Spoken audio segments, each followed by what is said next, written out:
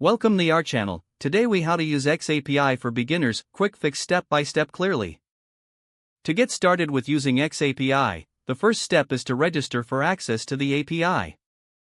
Navigate to the official XAPI website and locate the registration section. Fill out the required information to create your account. Once registered, check your email for an activation link and follow it to verify your account. Next, log into your account and find your unique API key. This key is essential for authenticating your requests. Now, choose a programming language you'll use to interact with the API. Common choices include Python, JavaScript, and Ruby. Open your preferred code editor and create a new project file. Begin by installing any necessary libraries or dependencies for making HTTP requests.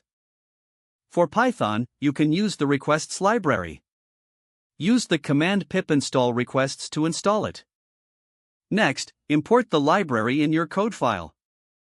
Begin writing your first API request. Set up the request URL using the endpoint provided in the API documentation.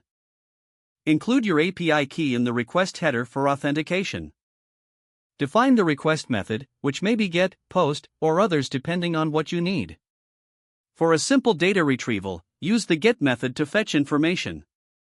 Execute the request and store the response in a variable. Check the response status to ensure the request was successful.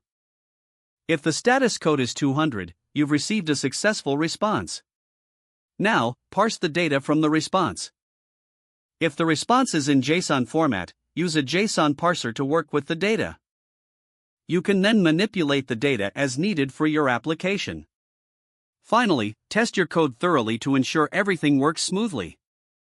Make any adjustments based on the results you observe. Once you've confirmed that your implementation is functional, you are ready to integrate it into your broader project. If the page does not load, refresh the browser or try again in a private or incognito window.